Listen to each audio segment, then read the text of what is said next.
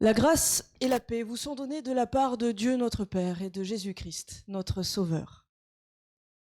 Au nom du Père, du Fils et du Saint-Esprit. La grâce et la paix. Voilà ce qui est annoncé au début de chacun de nos temps cultuels. Une manière de marquer liturgiquement une conviction profonde de notre tradition, de nos traditions, celle que la grâce, l'amour de Dieu est premier, que Dieu nous aime avant même que nous nous engagions dans la vie. Alors comme un bonjour dit à toute personne que l'on rencontre, même pour la première fois. D'autant plus en ce dimanche particulier de semaine de prière pour l'unité des chrétiens. En ce dimanche où ici, protestants et catholiques, et curieux et curieuses, s'accueillent mutuellement pour un temps, je vous invite à saluer votre voisin, votre voisine, la personne de devant, la personne de derrière, en lui annonçant comme un bonjour que la grâce et la paix lui sont données. Je vous en prie.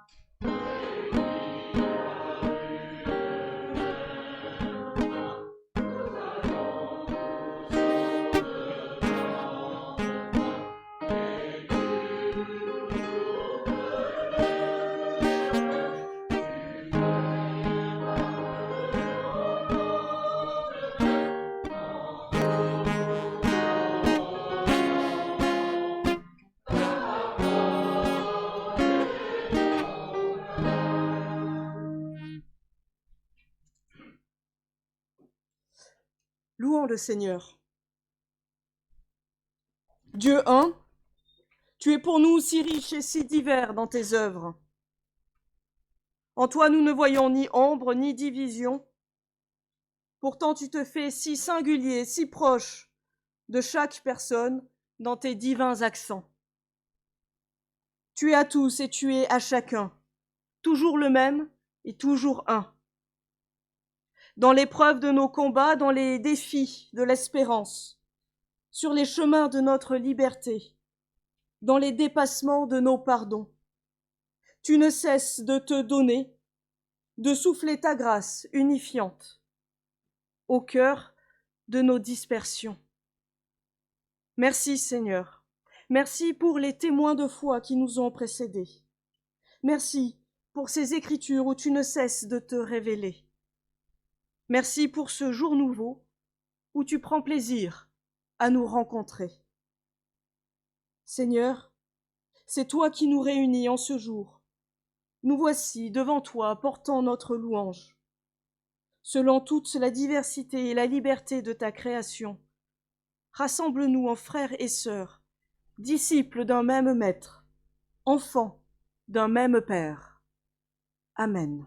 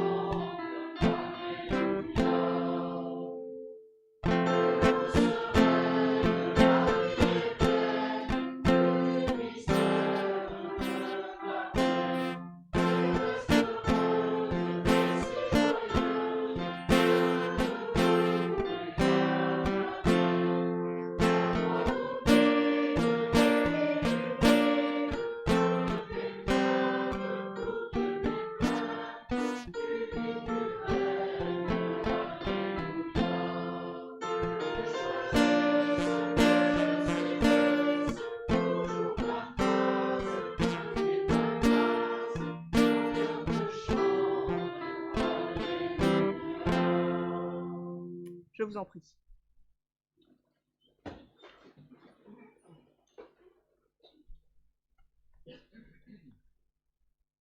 Présentons-nous au Seigneur tels que nous sommes.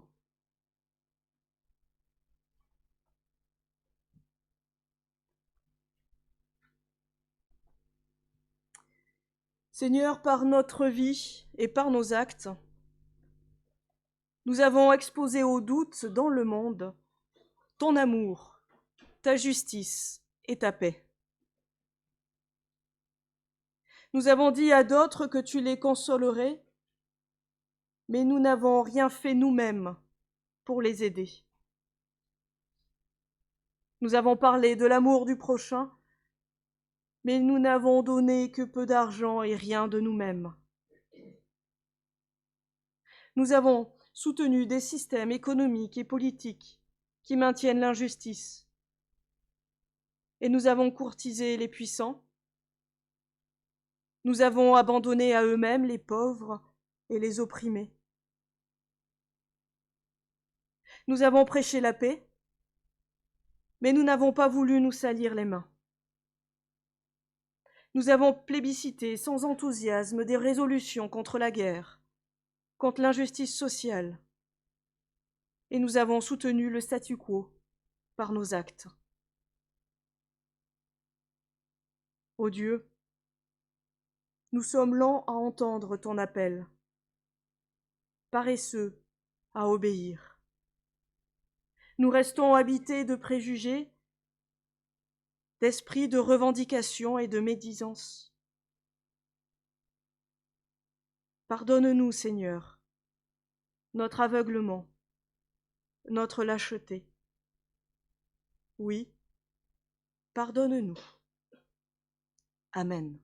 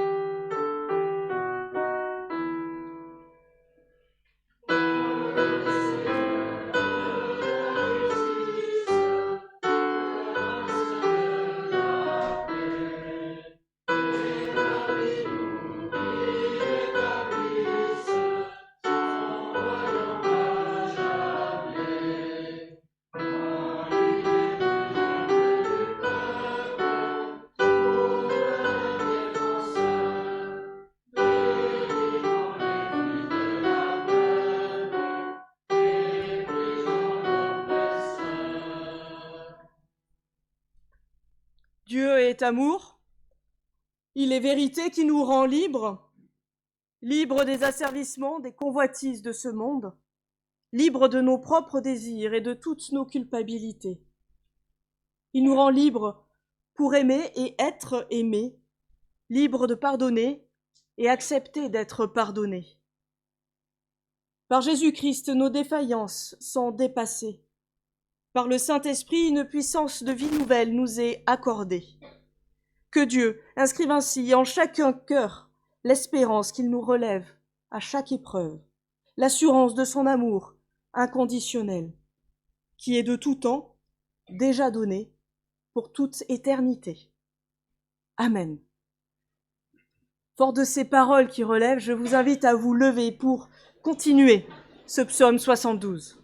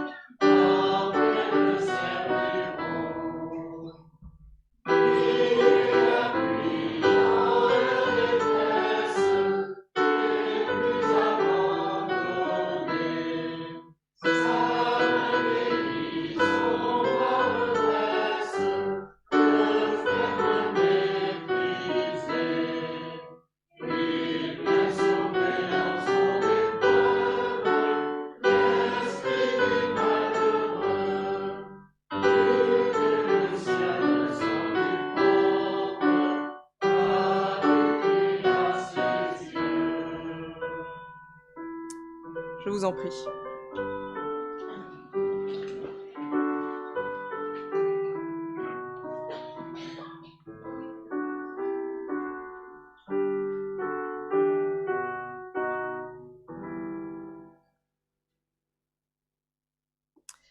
Avant d'ouvrir les Écritures, je vous invite à la prière.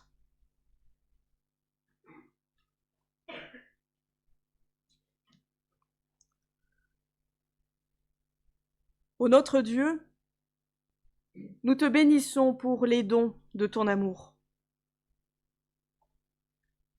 Fais-nous la grâce d'écouter ta parole avec attention, avec respect, avec un vrai désir de recevoir ce qu'elle promet et d'emprunter le chemin auquel elle invite.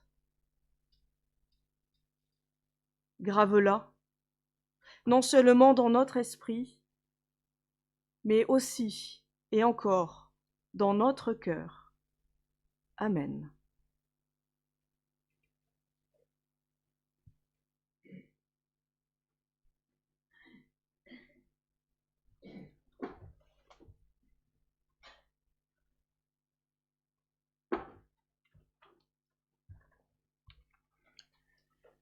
Lecture du livre d'Ésaïe.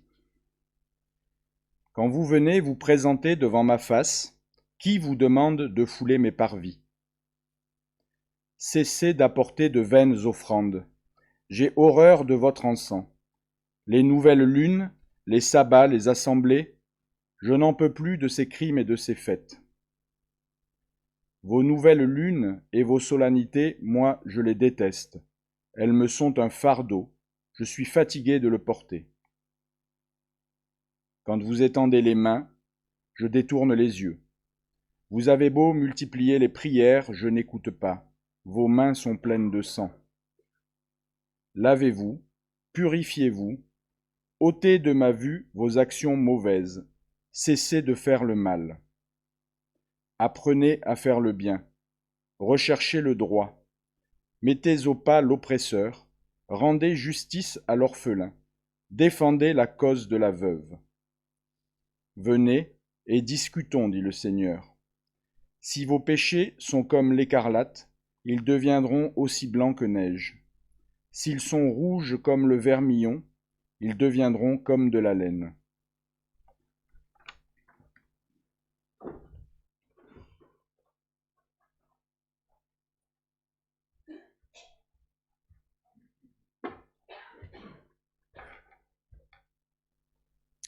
dans l'Évangile selon Matthieu, au chapitre 25, les versets 31 à 40. Quand le Fils de l'homme viendra dans sa gloire, et tous les anges avec lui, alors il siégera sur son trône de gloire. Toutes les nations seront rassemblées devant lui. Il séparera les hommes les uns des autres, comme le berger sépare les brebis des boucs. Il placera les brebis à sa droite et les boucs à sa gauche. Alors le roi dira à ceux qui sont à sa droite, « Venez, les bénis de mon Père, recevez en héritage le royaume préparé pour vous depuis la fondation du monde. Car j'avais faim, et vous m'avez donné à manger. J'avais soif, et vous m'avez donné à boire. J'étais un étranger, et vous m'avez accueilli. J'étais nu, et vous m'avez habillé. J'étais malade, et vous m'avez visité. J'étais en prison, et vous êtes venus jusqu'à moi. » Alors, les justes lui répondront, « Seigneur, quand est-ce que nous t'avons vu? Tu avais donc faim, et nous t'avons nourri? Tu avais soif, et nous t'avons donné à boire? Tu étais un étranger, et nous t'avons accueilli? Tu étais nu, et nous t'avons habillé? Tu étais malade ou en prison? Quand sommes-nous venus jusqu'à toi? » Et le roi leur répondra, « Amen, je vous le dis, chaque fois que vous l'avez fait à l'un de ces plus petits de mes frères, c'est à moi que vous l'avez fait. » Seigneur, ta parole est une lampe à nos pieds, éclaire pour nous le sentier. Amen.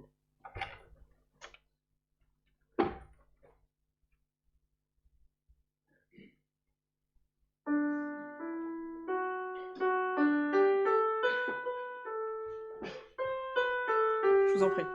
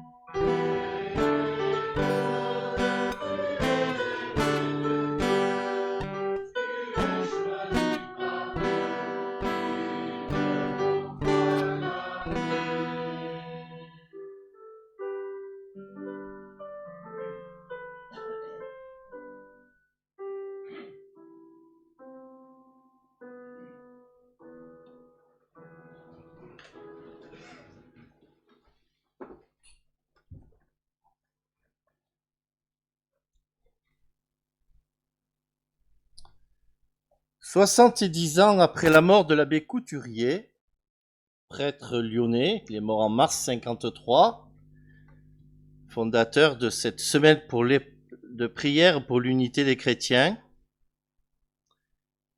Cette semaine est devenue une habitude. Il me semble que les églises, du moins officiellement, ne sont plus rivales. Il nous arrive même de faire de beaux discours. Nous organisons quelques rencontres. Chez nous, à Jacou, il y a l'échange de chair, l'entrée en carême commune le mercredi décembre à 19h, la prière des ténèbres et du grand silence le samedi de Pâques à 11h dans l'attente de la fête de la résurrection, une célébration œcuménique par an en fonction des événements pastoraux de l'année, et même en ce moment le festival chrétien du cinéma. Ces quelques temps liturgiques sont là pour vivifier en nous le désir œcuménique. Mais concrètement, en quoi cela change notre foi?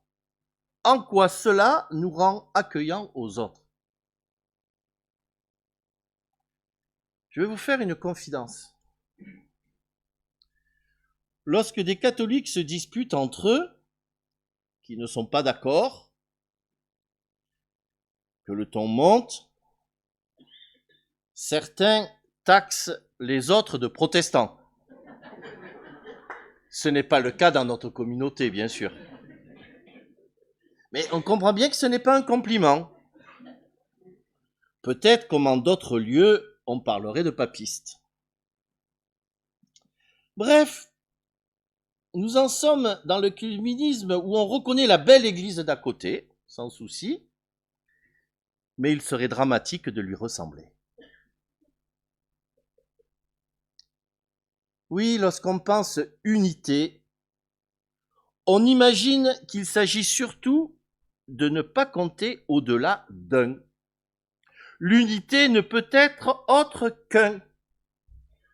Or, l'unité, c'est le multiple. Il n'y a pas d'unité s'il n'y a pas plusieurs, jusqu'à la multitude qui se laisse unifier.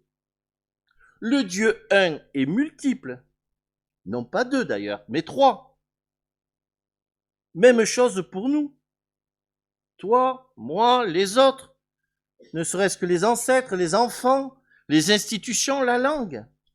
Il n'y a jamais moi seul, ni toi et moi seul. Vous savez qu'au dernier concile Vatican II de l'Église catholique, on cite Cyprien de Carthage. L'Église tire son unité de l'unité du Père, du Fils et de l'Esprit. Donc l'Église est moins une qu'unifiée. Nous pensons que l'unité est la garante de la paix, loin s'en faut, car nous risquons de confondre multiples et division, unité et uniformité. Il me semble que parfois nous n'aimons pas l'unité, mais que les autres soient et pensent comme nous. C'est une maladie de la psychologie, voire de la politique, ce refus de la différence, et qui provoque beaucoup de violence, d'expulsion, de différents hors de notre monde, hors du monde. Or, il n'y a pas d'autre monde que celui que nous avons tous en partage. Plutôt que de nous agresser, la différence devrait nous intriguer, nous intéresser, nous interroger, nous stimuler à la rencontre. L'expérience que je fais comme curé sur cette paroisse depuis quelques années, avec Emeline, avant avec Christine, mais mes prédécesseurs m'avaient dit la même chose. C'est une belle expérience parce que lorsqu'on prépare des choses ensemble, des liturgies, lorsqu'on se côtoie, on comprend de l'intérieur la logique de l'autre. Et parfois, on est surpris que tel rite n'a pas la même signification, le même ressenti pour les uns et pour les autres.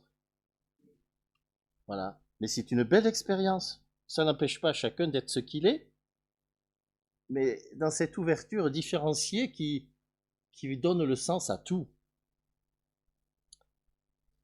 Vous avez entendu le prophète Ésaïe, c'est la méditation qui nous est proposée pour cette semaine, pour toutes les églises. Apprenez à faire le bien, recherchez la justice. Voilà l'axe de la vie chrétienne.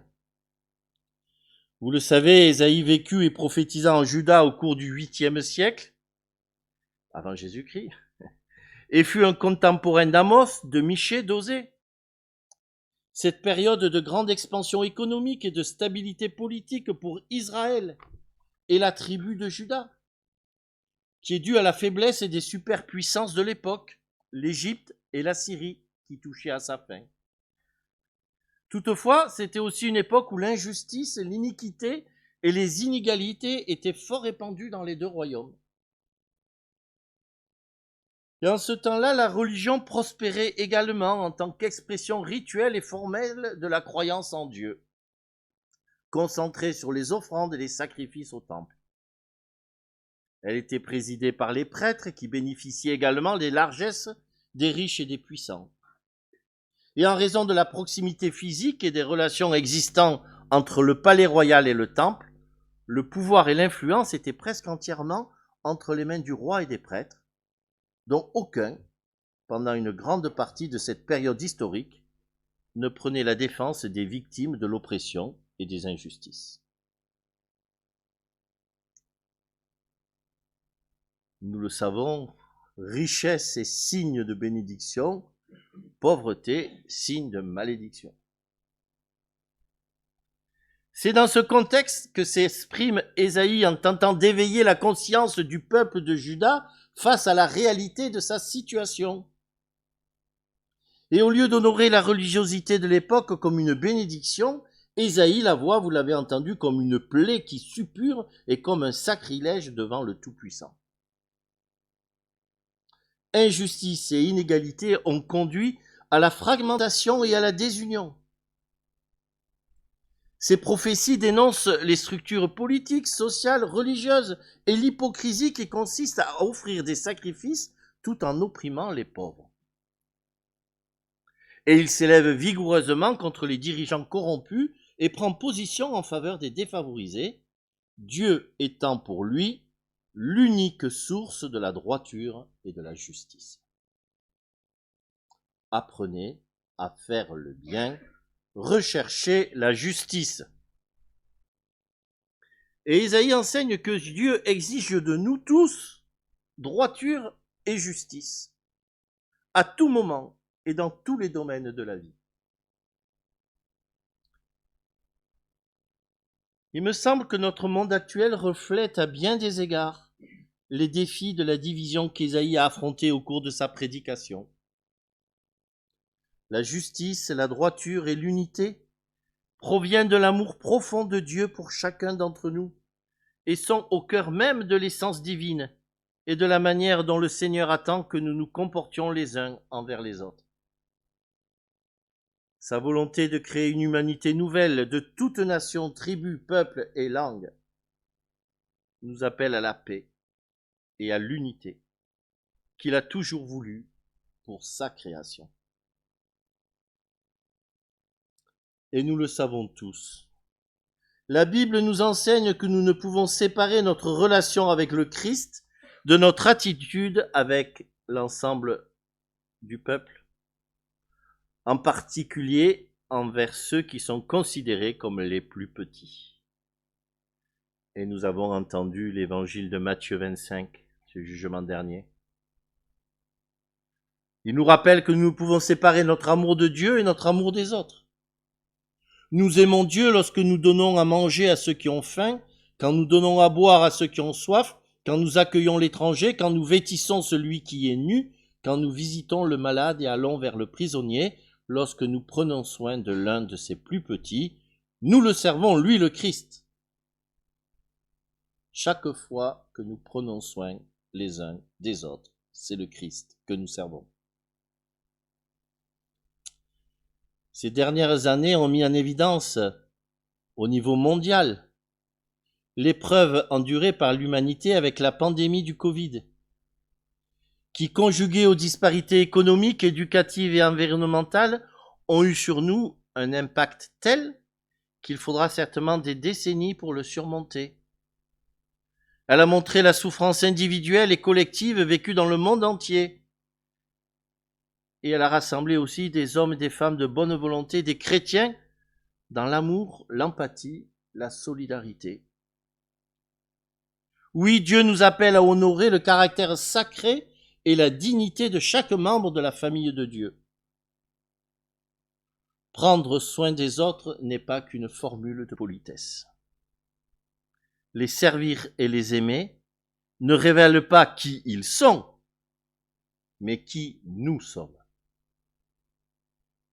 En tant que chrétiens, nous devons être unis dans cette responsabilité commune d'aimer et de prendre soin des autres, nous le savons bien, tout comme nous recevons les soins et l'amour de Dieu.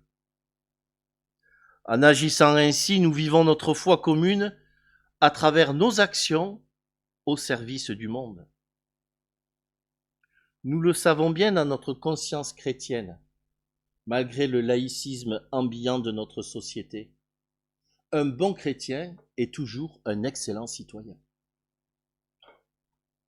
Alors, dans quelle mesure ces petits Sont-ils visibles à nos yeux? Sont-ils visibles à nos églises? Sont-ils visibles à notre communauté? Comment nos églises peuvent-elles mieux travailler ensemble pour prendre soin des plus petits et les servir? J'ai été très heureux que, à l'initiative du Secours catholique local, un café solidaire puisse démarrer ici, à notre centre œcuménique, le mardi après-midi, pour essayer de rassembler un certain nombre de personnes, un lieu de parole, de fraternité, au cœur du centre œcuménique d'Anjacou. Merci à ceux qui engagent ainsi notre Église dans cette solidarité concrète. Je parle de cela parce que c'est la dernière chose qui est le dernier événement, disons, de notre pastorale.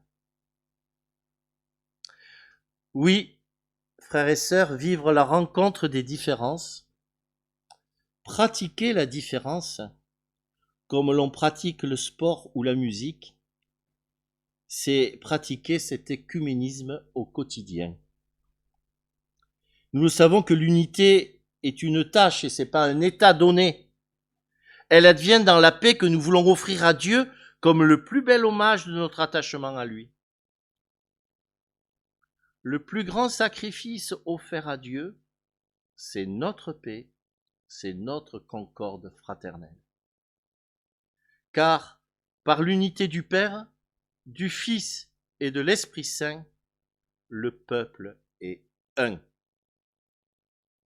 La concorde et la paix parlent de l'unité et de la communion de Dieu et sont la possibilité de vivre l'unification qui découle du Dieu un.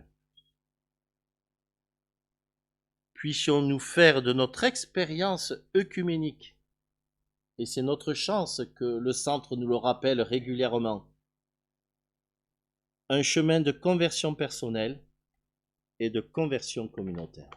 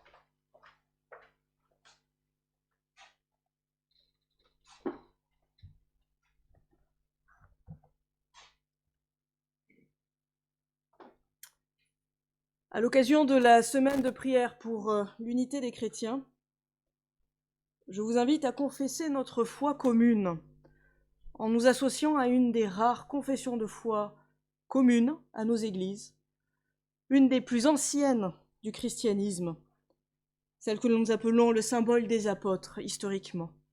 Je vous invite à vous lever et, si vous le souhaitez, à vous associer à la lecture ou à sa récitation.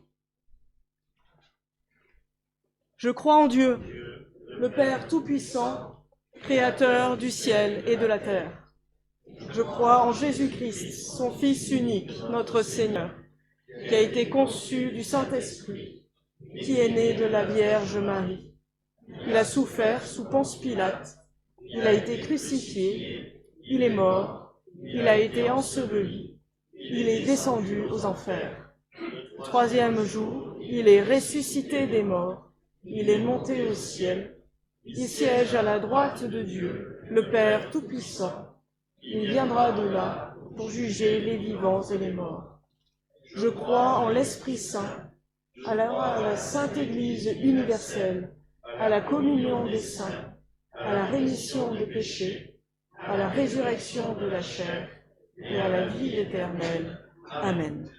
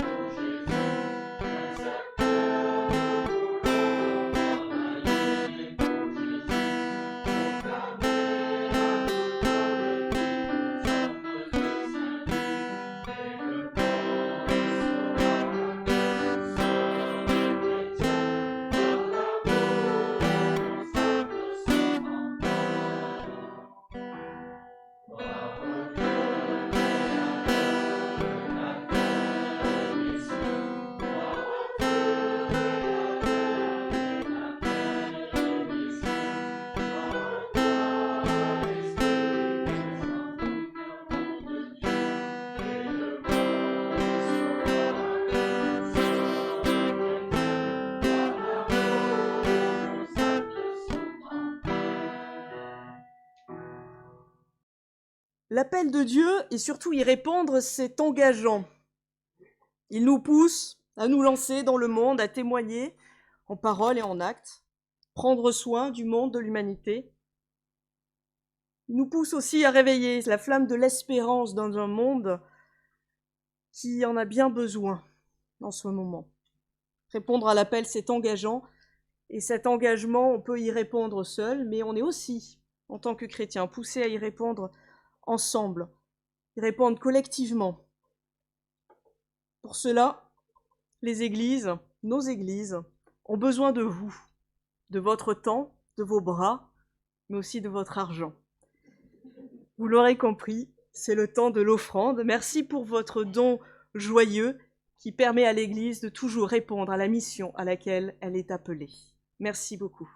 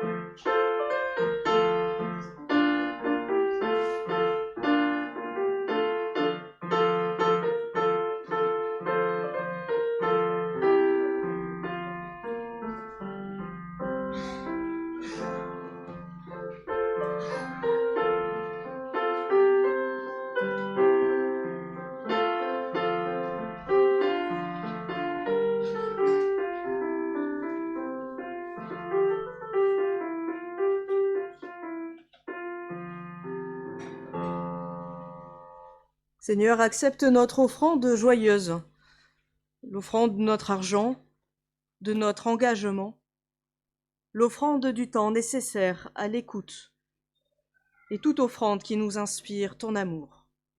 Amen.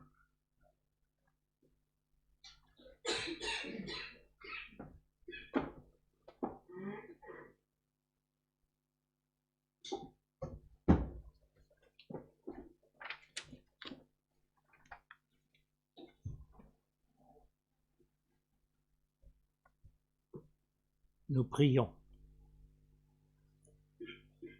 Avec foi et confiance, nous nous présentons devant toi, notre Dieu, qui est Père, Fils et Saint-Esprit.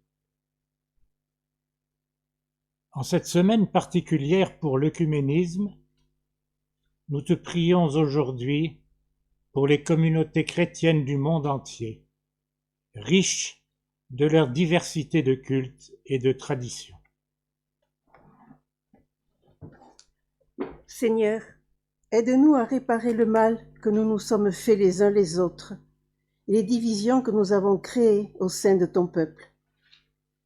Aide-nous à dépasser les querelles du passé afin de construire ensemble un avenir. Donne-nous de découvrir toujours plus, toujours à nouveau, les charismes portés par chaque tradition. Renforce les liens d'unité et d'amour réciproque entre nos églises et aide-nous à coopérer et témoigner en ton saint nom. Seigneur, aujourd'hui perdurent encore les conséquences d'actions qui ont rendu la vie insoutenable à certains et surabondante pour d'autres. Apprends-nous à utiliser de manière responsable les ressources que tu nous as données pour le bénéfice de tous et le respect de ta création. Ô Christ, tu as incarné la justice dans ton ministère sur terre, par le bien que tu as fait, abattant les murs de division et les préjugés qui enchaînent. Ouvre nos cœurs et nos esprits. Fais que nous travaillions sans relâche pour défendre les opprimés et accueillir les abandonnés et les exclus par d'autres.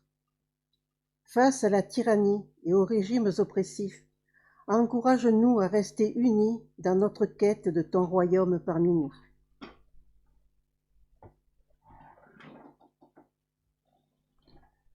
Seigneur, nous te prions pour ce monde qui ne cesse d'être en mutation. Aide-nous à être inventifs et à trouver de nouveaux moyens de te suivre et de te rendre témoignage, afin que le monde croie aussi à ton royaume de paix, de justice et d'amour. Mais par-dessus tout, nos cœurs s'élèvent vers toi, car nous crions « Abba, Père !» en disant « Notre Père qui es aux cieux, que ton nom soit sanctifié, que ton règne vienne, que ta volonté soit faite sur la terre comme au ciel. Donne-nous aujourd'hui notre pain de ce jour. Pardonne-nous nos offenses, comme nous pardonnons aussi à ceux qui nous ont offensés. Et ne nous laisse pas entrer en tentation, mais délivre-nous du mal. Car c'est à toi qu'appartiennent le règne, la puissance et la gloire, pour les siècles des siècles. Amen.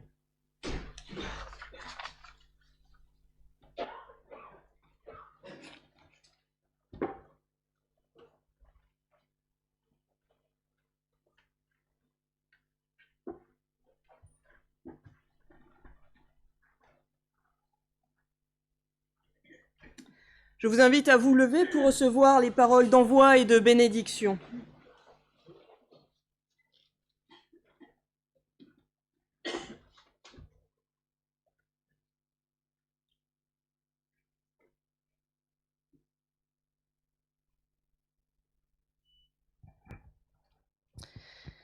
Comme Paul, Philippe, Jacques, Pierre ou encore Jean, Désire l'Évangile, partage l'Évangile, vis l'Évangile.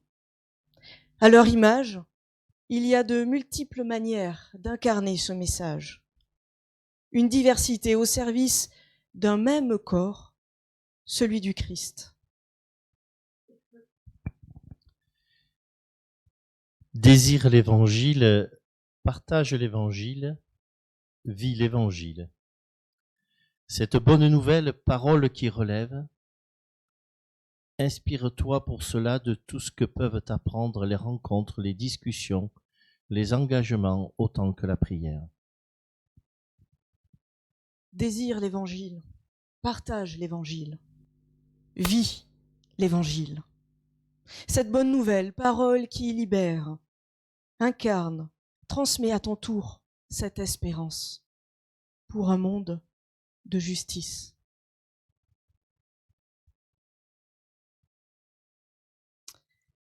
Que le Seigneur vous bénisse et vous garde. Que le Seigneur fasse resplendir sur vous son visage et vous manifeste sa grâce.